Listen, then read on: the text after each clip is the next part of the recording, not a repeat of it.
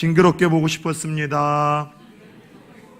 네, 진짜 우리 보고 싶었던 분들의 얼굴이 있어서 참 좋습니다. 한 사람의 생애에서 가장 진솔하고 정직하고 무게감이 있는 말을 남기는 순간이 있다면 언제일까요? 단연코 그 사람이 죽음 직전에 유언을 남길 때 아니겠습니까? 혹은 사랑하는 이들과 헤어져서 멀리 떠나야 될 때, 그것이 아니라면 무언가 시작한 일을 마무리할 때, 마침표를 찍어야 될 때, 그때 내뱉는 한 사람의 말은요, 그 사람의 생애에서 가장 진솔하고 무게감이 있는 말이라는 생각을 갖습니다. 이런 이유로 나를 사랑하는 누군가가, 혹은 내가 사랑하는 누군가가 나에게 마지막 순간에 남기는 말이 있다면 그와 같은 마지막 말들은 귀 기울여 듣는 것이 삶의 지혜라고 할 수 있습니다. 그런 의미에서 우리는 오늘 함께 읽은 이 본문에서도요, 자신이 쓰던 편지에 마침표를 찍으며 마지막 당부를 건네는 한 사람의 이야기를 듣게 되는데, 따라 세웁시다. 야고보 사도. 그동안 우리는 삶으로 너희의 믿음을 증명하라 라는 시리즈 제목으로 야고보서의 말씀을 함께 나누었는데요, 오늘로써 이 야고보서의 말씀이 드디어 막을 내리게 됩니다.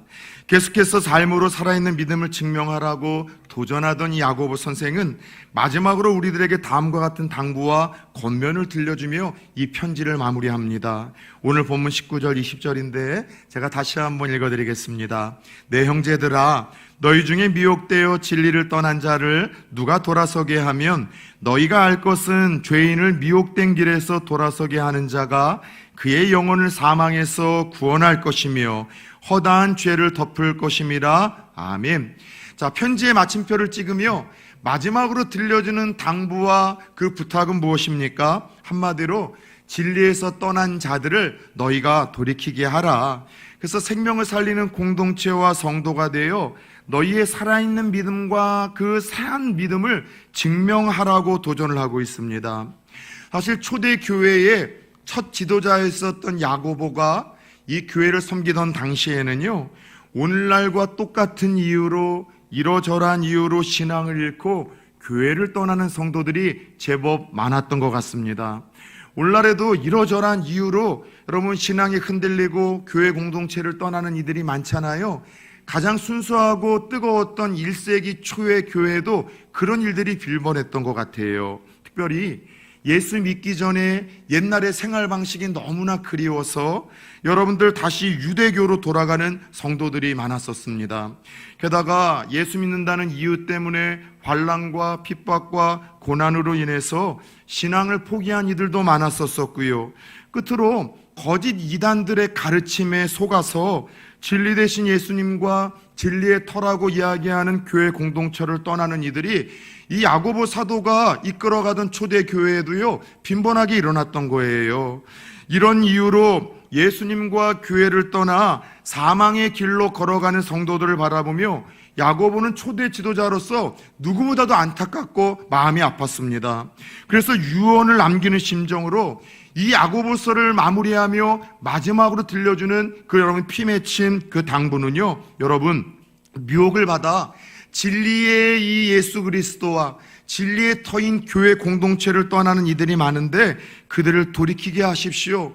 이게 여러분들이 증명해야 될 참된 믿음이에요. 이게 본질입니다. 마지막 당부를 남기는 거예요. 그런데 저는 오늘 야고보 사도가 이런 상황 속에서 교회와 성도들에게 마지막으로 남기는 당부를 보면서 교회라는 곳이 이런 곳이구나, 교회의 그 정체성과 교회의 사명이 이것이구나, 교회의 사명을 마지막 당부 이 두 줄에서 저는 깨닫고 발견을 하더라는 것이죠. 여러분, 교회는 무엇을 하는 곳일까요? 교회는 어떤 공동체일까요? 첫 번째 야고보 사도의 마지막 당부를 통해서 깨닫는 교회의 정체성은요, 따라서 해볼까요? 교회는 하늘나라 가족입니다. 19절을 볼까요? 내 형제들아. 마지막 이 편지를 마무리하며 이 야고보 선생은 정말 애틋함이 막 진뜻하게 묻어나는 이 표현으로 내 형제들아 라고 이야기를 하며 흩어진 성도들을 부르고 있습니다. 이게 무슨 말이에요? 한 하나님을 동일한 아버지로 고백하는 이들은요, 다 형제이고 영적인 여러분 자매, 하늘나라 가족이라는 의미입니다. 여러분, 많은 사람들이 교회는 하늘나라 가족과 같은 공동체라고 이야기를 합니다. 저는 근데 그 말에 동의 못합니다. 이게 애매한 표현인데요, 교회는 여러분 가족 같은 공동체가 아니라 성경엔 그렇게 표현한 적이 없습니다. 하나님의 권속이라고 이야기를 하는데 이건 패밀리라는 거예요. 아예 우리를 향해서 따라서 해봅시다. 영적인 가족. 예, 교회는 가족과 같은 공동체가 아니라 아예 영적인 가족 공동체이다, 하늘나라 가족이다라고 그렇게 우리에게 선포를 하시고 선언을 하셨어요. 그냥 교회는 하늘나라 가족 공동체예요. 그래서 여러분, 우리가 하늘나라 가게 될 때 다 형님으로 부르고 누님으로 부르고 아우 동생으로 부르면서 대될 사람들이 교회에서 함께 신앙생활을 하는 거예요. 여러분, 가족이라는 말을 들으면 좀 어떤 마음이 드십니까? 누군가에게는 가족이라는 말을 들으면 나에게 따뜻하게 사랑으로 섬겨주시고 또 키워주신 부모님에 향한 그리움, 또 함께 우애를 나눴던 좋은 우리 형제 자매들이 떠올리는 따뜻한 공동체로 행복한 곳으로 떠올려지시는 분들도 있지만, 여러분, 어떤 분들은 가족이라는 공동체의 이름을 들으면, 그 용어를 들으면 마음이 힘든 분들이 있어요. 가장 사랑을 받아야 될, 자기를 보호해줘야 될 그 부모로부터 여러분들 학대를 받거나 상처를 받았던 이들, 자기와 성향과 기질이 맞지 않았던 형제 자매로부터 불이익과 어떤 손해를 경험하고 아픔을 경험했던 이들은요, 가족이라는 단어를 들으면 마음이 힘들어지는 거예요. 그럼에도 불구하고 가족이 주는 특별한 의미가 있다면, 여러분, 이것은요, 가족이라는 것은 운명 공동체 아닙니까? 내 마음에 들지 않는 부모라 할지라도, 나와 친하지 않은 형제라 할지라도 절대로 여러분들 연을 끊을 수 없는, 그래서 끊임없이 관심을 가져야 되고 책임을 져야 되고 용납을 해줘야 되고 상호 돌봄을 실천해야 될 것이 가족이기에 가족을 향해서는 운명 공동체라고 이야기를 합니다.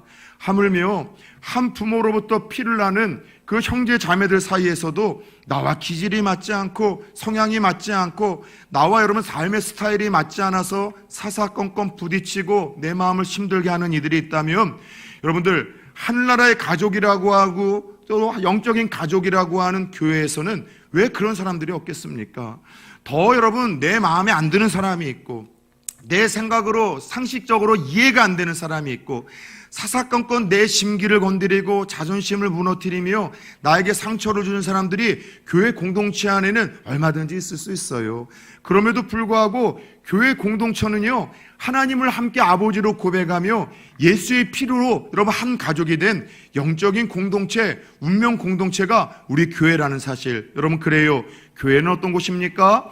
하나님을 아버지로 함께 고백하며 모여있는, 부름받은, 따라 세웁시다, 영적인 가족, 하늘나라 가족입니다. 예, 믿으십니까? 그래서 여러분들, 우리 목사가 조금 여러분들 때때로는 부족해 보이고, 또 맏형님들이라고 할 수 있고 오빠라고 할 수 있는 장로님들이 부족해 보일 때가 없지만, 또 그렇게 또 보일 때가 있다 할지라도, 또 누님이자 또 권사님들이 또 무언가 부족한 모습이 보이고, 또 젊은 다음 세대들이 부족하고 연약한 모습이 있다 할지라도 가족이라는 건 그렇잖아요. 나는 여러분 언짢아도 다른 사람이 이야기를 하면은 내 가족은 건드리지 말라고 욱하고 보호해주고 품어주는 것이, 그리고 끝까지 여러분 집이라도 여러분 들어올 시간에 안 들어오고 보이지 않으면 걱정하는 것, 그래서 찾아 나서는 것이 가족이듯 부산 초원교회가 하늘나라 가족이요 영적인 가족이라는 사실을 알아 여러분 서로 불편하고 연약함 속에서도 끝까지 용납해 주시고 상호 책임을 져주시고 관심을 가져줄 수 있는 공동체 되어질 수 있기를 예수의 이름으로 축원합니다. 두 번째, 교회는 어떤 곳입니까? 교회는 진리를 선포하고 진리를 지켜야 하고 수호하는 곳임을 계속된 19절에서 말씀해 주십니다. 진리를 떠난 자들이라고 이야기를 하며, 교회라는 것은 바로 예수 그리스도의 진리를 선포하고 진리를 가르치는 진리의 터와 기둥이라는 것을 우리에게 설명해 주고 있어요. 여러분, 예수님의 말씀, 여러분 예수님 그리고 교회가 바로 진리라고 할 수 있습니다. 성경에서 진리라는 이야기가 많이 나오는데, 진리하면 세 가지를 떠올리시면 돼요. 진리는 오직 우리에게 유일한 죄사함과 구원의 길을 이끌어 주시고 영생으로 주시는 예수 그리스도 한 분뿐인 줄 믿으시길 축원합니다. 예수님이 진리세요. 두 번째 진리는 영원히 변함없는 1.1획도 땅에 떨어지지 않냐고 변함없는 하나님의 말씀이 진리인 줄 믿습니다. 그래서 세상의 가치관으로 인해서 세상의 기준과 가치관의 변화가 있다 할지라도 물레 여러분들 그 중심축처럼 변하지 않는 진리가 있다면 하나님의 말씀인 거예요. 그래서 우리는 세상의 가치관과 분위기와 세상의 흐름 속에서 우리는 선택하고 결정하고 우리는 따라가는 사람들이 아니라 세상은 어떻게 변하고 뭐라 이야기를 하든 우리는 영원히 변하지 않는 하나님의 말씀을 진리로 믿고 붙들기에 하나님 말씀대로 생각하고 말씀대로 선택하고 말씀대로 우리는 따르고 결정해야 될 사람들이라는 사실을 깨닫기를 축원합니다. 더 나아가 마지막 세 번째 진리는 이와 같은 예수 그리스도를 참되게 선포하고 하나님의 말씀을 바르게 가르치는 그 교회, 이 교회를 진리의 터와 기둥이라고 말씀을 하시며 바로 또 다른 진리의 공동체가 교회라고 말씀을 하셨어요. 그런데 왜 교회가 예수님의 말씀과 예수님을 우리 보호하고 선포하고 지켜야 되는가? 세상에는요, 거짓된 진리를 통해서 예수님으로부터 끊어지게 만들고 하나님의 말씀을 왜곡되게 해석하고 받고 맹신하게 만들고 그리고 진리의 터인 교회 공동체를 떠나도록 미혹하는 세력들이 너무나 많기 때문입니다. 사실 예수님께서는 마지막 때가 될수록 진리 대신 예수 그리스도로부터 끊어지게 만들고 하나님의 말씀을 왜곡되이 받아서 흔들리게 만들고 진리의 터인 교회 공동체의 그 의미와 가치를 상실해서 여러분들 교회 공동체를 쉽게 떠나게 만드는 일들이 마지막 때가 될수록 종말의 때가 될수록 더 빈번하게 일어날 것이라 예수님을 말씀하셨어요.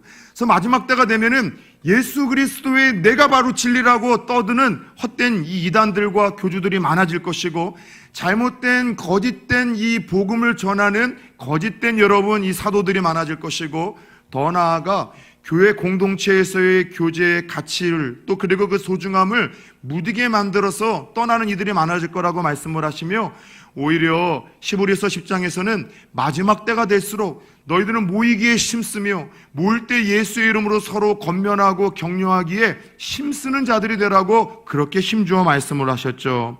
여러분들 그래요. 교회는 진리이신 예수 그리스도 하나님의 참된 말씀 그리고 성도들을 지키고 보호하는 것이 교회의 정체성과 사명이라는 사실을 깨닫기를 축원합니다. 끝으로 교회는 진리를 떠난 자를 다시 돌이켜 살리는 곳, 이것이 교회의 정체성과 주신 가장 큰 사명임을 19절을 읽어보면 우리에게 깨닫게 하십니다. 계속해서 한번 제가 읽어드리겠습니다. 미혹되어 진리를 떠난 자를 누가 돌아서게 하면. 교회라는 곳은 그런 곳이에요.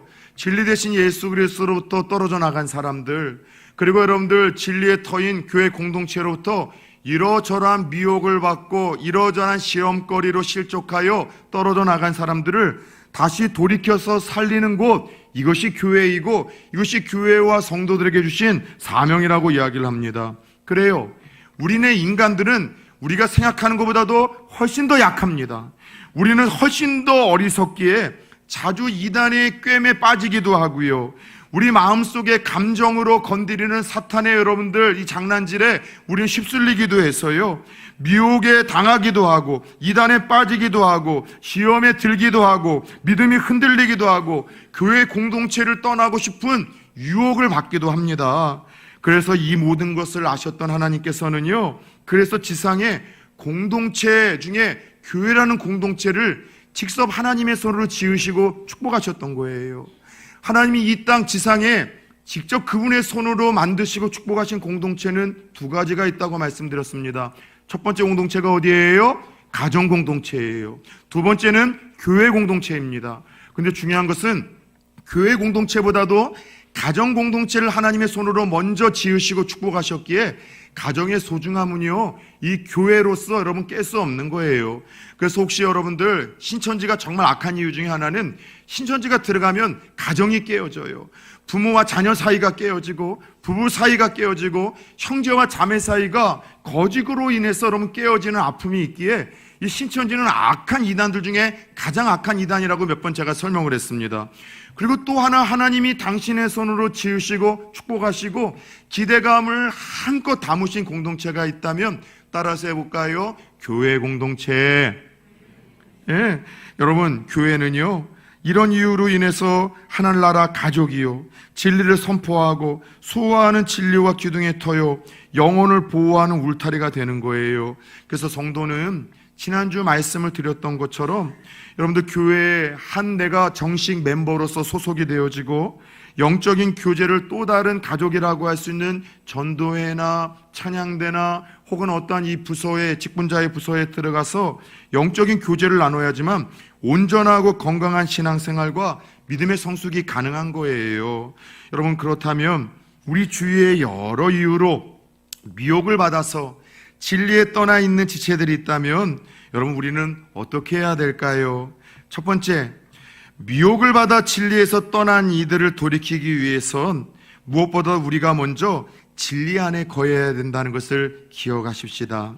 아까 진리가 뭐라고요? 오직 예수 그리스도와 그분의 바른 하나님의 말씀과 여러분 그 예수 그리스도와 말씀을 전하고 가르치는 이 교회가 진리라 말씀을 드렸습니다. 여러분, 예수 그리스도 한 분만이 우리의 죄 문제를 해결할 수 있는 메시아요, 구원자요, 우리에게 영생을 주고 천국으로 이끌 수 있는 유일한 인도자요 길이라는 사실을 믿으십니까? 예수 외에는 죄사함과 구원과 영생을 얻을 수 있는 길도 없고요, 방법도 없습니다. 예수님만이 우리의 죄사함과 영생과 천국으로 이끄는 유일한 그 길이 되고 유일한 그 진리가 되신다는 거죠. 두 번째는요, 하나님의 말씀이 오늘도 여러분 혼란한 이 세상에서 우리가 선택하고 걸어가야 될 유일한 진리가 되신다는 사실을 가슴에 새길 수 있기를 축원합니다. 그래서 마지막 때 성도의 최고의 축복은요, 다른 것이 아니라 하나님의 말씀을 그 원저자이신 하나님의 의도를 따라 바르게 가르치고 끊임없이 훈련시키려고 하는 그 목회자와 그런 말씀이 강단에서 선포되어지는 공동체를 만나는 것, 이것이 마지막 때 성도의 진정한 축복과 여러분들 이것이 은혜라고 할 수 있어요.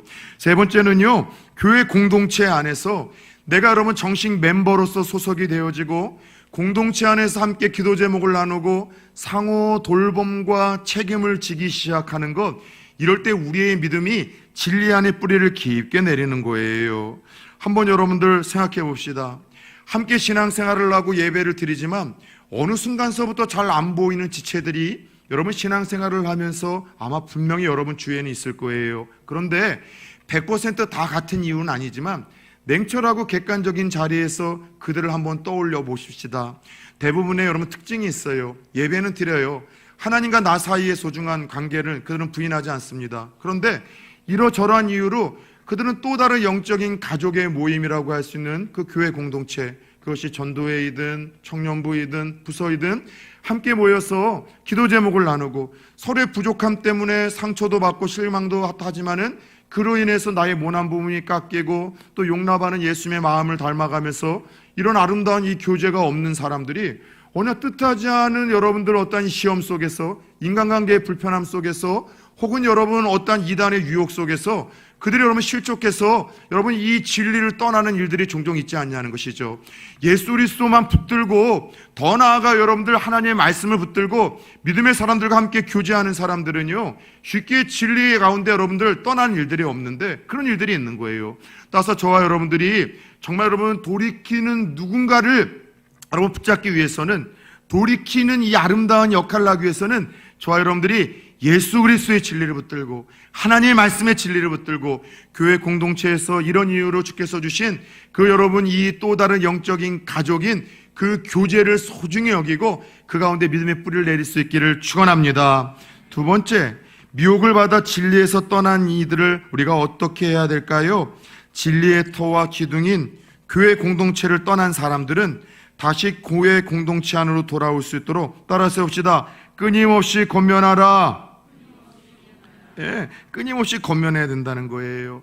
한국교회는 어느 때부터 가나안 성도라는 특별한 부류들을 지칭해서 부르기 시작했습니다. 가나안 성도라고 들어보셨습니까? 이상하게도 가나안 성도들이 한국교회 안에 많대요. 가나안 성도가 뭐냐? 이걸 뒤집으면 이런 뜻이에요. 따라서 해봅시다. 안 나가. 예수는 믿고 신앙은 가졌지만 교회 안 나간다는 거예요. 목사 꼴 보기 싫고 또 암흑의 성도 때문에 실망을 하고 누군가에게 상처받아서 교회 안 나가. 속편하게 나 혼자 밖에서 신앙생활하고 믿음생활하겠다. 그리고 특별하게 어떠한 이 절기 때나 한 번씩 가서 하나님에게 얼굴 도장 찍겠다고 이야기하는 이 성도들 가리켜서 가나안 성도라고 이야기를 합니다. 그런데 여러분들, 그들이 이러저러한 이유로 여러분 교회를 나가지 아니하고 이 진리의 터와 기둥인 교회 밖에서 신앙생활을 하지만 우리 주위에 그런 이들이 있다면 그들이 계속해서 다시 공동체 안에 돌아올 수 있도록 우리가 끊임없이 권면을 해야 된다는 거예요. 그들이 다시 신앙의 공동체로 돌아와 진리를 붙드는 일을 위해서 따라 세웁시다. 주여 나를 사용하여 주옵소서. 나를 사용해달라고 기도하면서 우리가 하나님 앞에서 이 아름다운 일들을 계속해서 해야 돼요. 우리가 다시 돌아오라고 권면을 하고 신방을 하더라도 냉소적으로 반응하는 이들이 있어요. 그래서 여러분들, 우리 마음이 더 힘들어지고 상처를 받을 때도 있지만 그럼에도 불구하고 교회의 정체성과 사명은 뭐라고요? 진리를 여러분 선포할 뿐만이 아니라 여러분 이 시험에 들어 진리에서 떠난 이들을 다시 돌아올 수 있도록 여러분 힘써야 될 일들이 우리의 역할이기에 그 모든 결과와 책임은 그들이 지지만 저와 여러분들이 할 수 있는 것은 낙심이 되고 실망이 되고 상처가 된다 할지라도 진리이신 예수님부터 떠나고 진리의 터인 교회의 공동체도 떠난 이들이 다시 돌아올 수 있도록 기도하며 따뜻하게 권면하는 일, 이게 여러분 교회의 사명과 성도의 사명이라는 사실을 오늘 주신 말씀을 통해서 가슴에 새길 수 있기를 축원합니다. 끝으로 미혹을 받아 진리에서 떠나 있는 지체들이 내 주위에 있다면 진리와 생명 되신 예수님을 아직 믿지 않는 사람들에게는 예수의 복음 전하고 교회로 끊임없이 초청을 해야 된다는 것이죠. 이 일을 위해서 따라 세웁시다. 기도하라. 진리로부터 이 미혹당하여 떠난 이들을 다시 돌이키기 위해서는 기도로 이 일이 시작돼야 됩니다. 왜냐하면 내 힘으로 안 돼요. 내 설득으로 안 돼요. 때로는 전화해도 연락도 안 되는데요. 문자를 해도 여러분 답신도 없는데요. 사랑으로 권면하지만 냉소적으로 반응해서 나를 힘들게 할 때가 있거든요. 그래서 사도 바울은요, 고린도전서 3장을 보면은 그들의 마음속에 어떠한 이 미혹을 받아 진리를 떠난 이들의 마음은 선한 성령께서 붙들지 아니하고 세상의 영, 악한 영들이 그들을 붙들었기에 사람의 말과 설득으로 되지 않기에 기도하라 이야기를 했습니다. 그래서 우리가 진리로부터 떠난 이들을 돌이키기 위해서 첫 번째 취해야 될 방법이 기도하는 거예요. 하나님, 그들을 사로잡고 있는 흑암의 세력들이 떠나게 하시고 노임받게 하여 주옵소서. 그들이 내 기대와 달리 냉소적으로 반응하더라도 내가 상처를 받고서 내가 포기하지 않게 하여 주옵소서. 하나님, 내가 사랑의 마음으로 그들에게 권면하고 다가갈 수 있도록 예수님의 마음을 허락하여 주옵소서. 기도로 우리가 여러분들 미혹받아 떠난 사람들을 돌이키기 위해서 기도로 먼저 우리가 하나님 앞에서 준비를 해야 됩니다. 두 번째는요, 자주 접촉해서 사랑으로 섬기며 감동을 줘야 되는 거예요. 여러분, 지난주 말씀을 드렸죠? 수요일 날이었었죠? 세상 사람들 중에는요, 참 가는 곳마다 밉상이 되는 사람이 있는가 하면 가는 곳마다 에스더처럼 호감을 받고 가는 곳마다 사랑을 받아서 어쨌든 또 다른 기회를 얻는 매력적인 존재들이 있다고 했습니다. 그런데 우리가 내가 머문 곳에서 스쳐 지나가는 사람들에게 밉상이 아니라 정말 호감을 받고 또 매력을 발산해서 그들을 나에게 끌어당기고 그들로 인하여 또 다른 기회의 문을 열기 위해서는 네 가지만 잘해도 된다라고 말씀을 드렸어요. 기억나십니까? 따라 세웁시다. 미인대칭. 관계 전문가이자 달인이었던 예수님이 하셨던 일들이에요. 첫 번째는 미소 짓는 거예요. 먼저 웃으면 미소 짓는 사람에게 침 뱉는 사람도 없고요, 안 좋은 이미지를 갖는 사람도 없습니다. 두 번째는 먼저 인사하는 거예요. 엘리베이터에서 늘 자주 보는 이웃들에게 먼저 인사하면 처음에 이 사람 나를 잘못 보고 착각한 것 아닌가? 이상한 사람이네 이렇게 보지만 이게 조금 반복이 되어지면은요, 야, 되게 나를 좋은 사람, 가까이 하고 싶은 이웃으로 여겨서 먼저 환하게 웃으면서 인사를 하더라고요. 세 번째는요, 여러분, 대화를 먼저 거는 거예요. 말 거는 거예요. 어떻게 살아왔는지, 잘 지내고 있는지 보고 싶었다라고. 네 번째는 칭찬하는 거예요. 남편이든 아내이든 자식이든 여러분 정말로 맘 잡고 들여다보면은 왜 단점이 안 보이겠습니까? 책망할 거리가 안 보이겠습니까?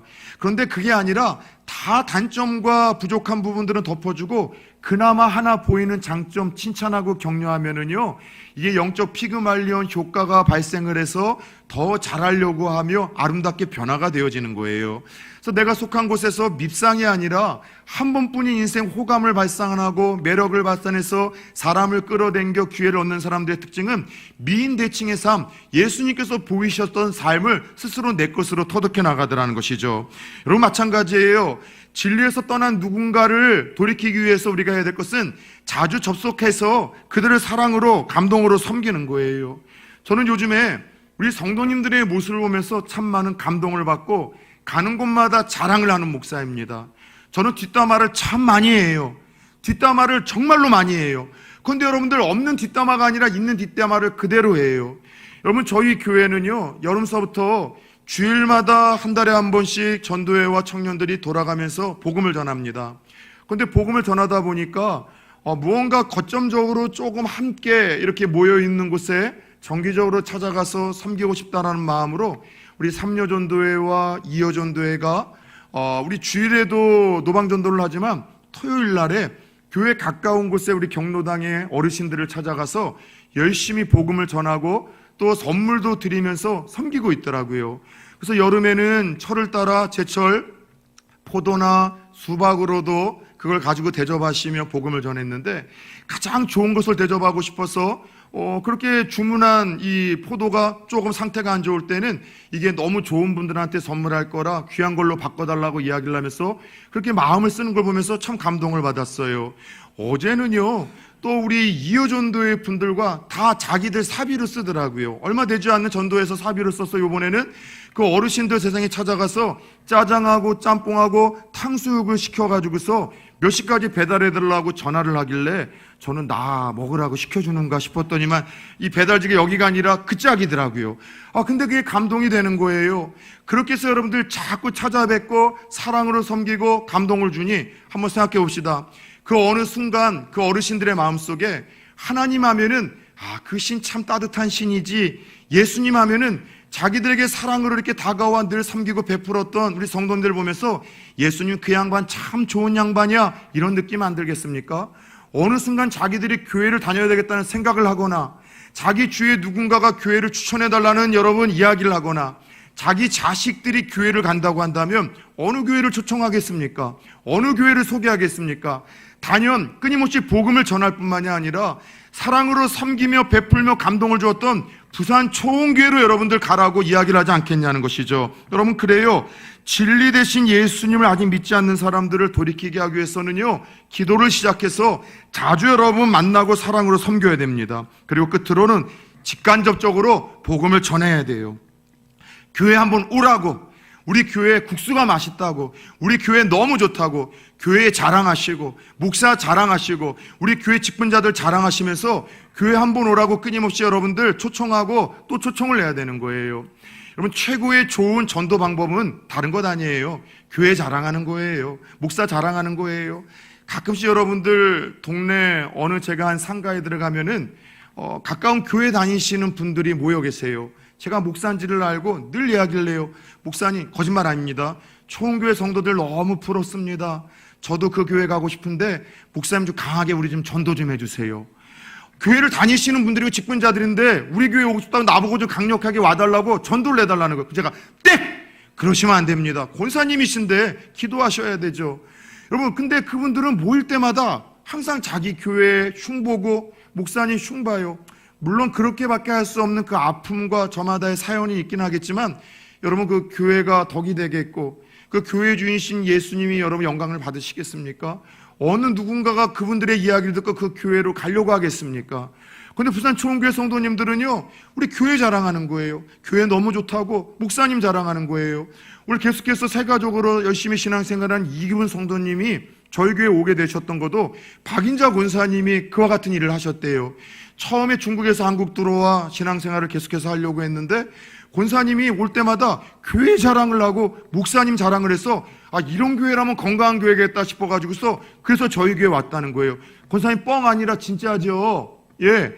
그래서 여러분 끊임없이 목사님 자랑하고 교회 자랑하는 거예요. 진짜로 여러분 저희 교회처럼 좋은 교회가 어디 있습니까? 저는 부산 초원교회를 작지만 건강한 교회, 작지만 생명력이 꿈틀대는 교회, 작지만 행복한 교회라고 이야기를 합니다. 아멘. 아멘 하시는 분들은 목사 네 생각이고 내 생각은 다르다, 그런 분들이십니까 여러분들? 저희 교회처럼 건강한 교회 없어요. 행복한 교회 없어요. 좋은 장로님들, 권사님, 집사님들이 있는 교회가 어디 있습니까? 물론 담임 목사가 조금 부족하긴 하지만 여러분들로 인해서 조금씩 완벽해져 가려고 노력하고 있는 교회라고 하면 괜찮은 교회 아닙니까?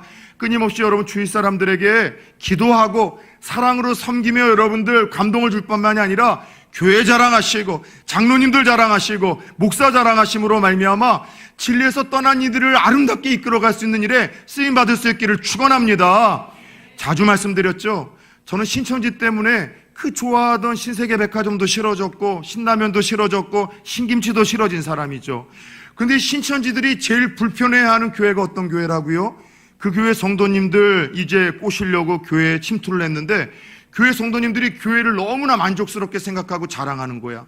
우리 교회 같은 교회 없어. 우리 교회처럼 작지만 건강한 교회 없고, 작지만 생명력이 있는 교회가 없고, 작지만 이렇게 따뜻한 성도님들이 없어. 여러분, 그렇게 교회 자랑하고 목사 자랑하는 교회는요, 들어와서 이렇게 생각한대요. 이 교회 글러먹었다. 기도 많이 하는 교회, 성경 공부 많이 해서 지식이 많은 교회를 두려워하는 것이 아니라 그 교회가 목사님 자랑을 하고 성도들이 이 교회 자랑을 할 때 이 교회는 도저히 건드릴 수 없다고 생각해서 떠난다는 거예요. 죄송합니다. 여담입니다. 신천지가 끊임없이 저희 교회 홈페이지에 올라와서 이상한 짤 올리고 글을 올릴 때가 있었어요. 적어도 제 기억이 정확하다면 일주일에 한 3편씩 저에게 편지를 보낼 때가 있었어요. 자존심이 상하는 거예요. 저를 뭘로 보고서. 그러던 찰나에 여러분들 기가 막히게 야고보 지파가 요 경남 부산에서 제일 센 지파인데 20년 동안 신앙생활하던 평신도 말고 여자 전도사님을 만나서 1대1로 이야기할 시간이 있었습니다.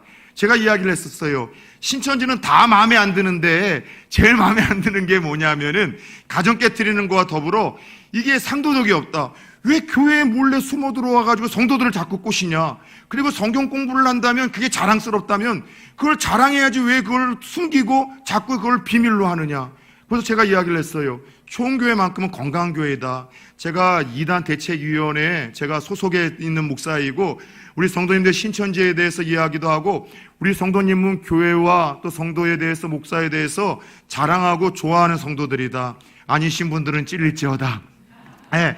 그리고 얼마 전에 신천지 야고보 지파에서 두 청년이 왔는데 세상 우리 교회의 이 분위기에 눌려서 스스로 신천지라고 자진 고백하고서 그렇게 도망친 적이 있다. 그래서 전도사님이 그 이야기를 하더라고요. 그래서 제가 이야기를 하면서 절대로 저희 교회는 보내지도 말고 부탁을 할 테니까 이 교회는 글러먹었으니까 오지 말라고 했더니만 그 뒤로요 진짜 홈페이지도 글이 안 올라오고요 편지도 여러분 안 오는데 물론 한 달에 한두 번은 오는가 봐요. 저는 못 보지만 이용보 목사님이 오면서 치운다고 하는데 예전에는 목사님이 오시는 수요일날과 토요일만이 아니라 주중에도 와서 일주일에 2-3번씩 치웠는데 안 오는 거예요. 사랑 여러분들, 부산 초원교회가 이단들도 오고 싶어하는 교회, 벌벌 떠는 교회, 이단이 여러분들 미혹하러 왔다가 오히려 진리 대신 예수 그리스도 만나고 진짜 진리의 말씀을 듣고 진리의 터인 우리 성도님들의 따뜻한 권면과 섬김의 감동을 받아 여러분들 구원받는 역사를 일으키는 그런 건강한 공동체 되어질 수 있기를 예수의 이름으로 축원합니다. 이처럼 교회와 성도는 진리에서 떠난 사람들이 돌아올 수 있도록 힘써야 될 사명과 책임이 있는 거예요. 어느 집에 아들만 네 형제가 있었습니다. 어린아이들이 하루는 냇가에서 놀다가 가장 나이 어린 이 막둥이가 실족해서 물에 빠져버렸고 급류에 휩쓸리는 상황이었었어요. 어린 형들은 동생을 구할 방법이 없어서 발을 동동 구르다 첫째는 가까운 집으로 뛰어가 아버지, 동생이 빠졌어요 구해달라고 소리를 치며 아버지를 데리고 옵니다. 둘째 형은 가까운 파출소로 가 경찰 아저씨 내 동생이 빠졌어요 건져달라고 경찰을 데리고 옵니다. 그리고 이 과정 속에서 다행히 이 아이가 빠진 것을 목격했던 주위의 사람들이 부르짖는 소리를 듣고서 이 아이를 물에서 건져냈어요. 아버지가 형손을 잡고 와보니까 세상에 셋째만 멀뚱멀뚱 그 옆에 이제 서 있더래요. 아버지가 화나서 물었다고 합니다. 내 동생 물에 떠내려 가는데 너 뭐 했냐? 형은 나에게 왔고 둘째는 경찰 찾았는데 너는 네 동생 죽어가는데 뭐하고 있었어? 다그치던 묻자 셋째가 울먹이면서 이렇게 이야기를 하더래요. 전 동생이 어디로 떠내려가는지 보면서 그냥 막 울었어요. 사람들 여기 좀 봐달라고 소리를 치면서 그저 울면서 소리를 쳤어요. 그러자 이 아버지가 셋째를 끌어안으면서 그래 그랬구나. 그렇다면 너 내 아들 맞다. 내 아들 맞다라면서 다독여 줬대요. 여러분 그렇죠. 죽어가는 동생이 있는데 가만히 보고 있는 형이라면 그게 어떻게 여러분 그 아버지의 아들이라고 자식이라고 할 수 있겠습니까?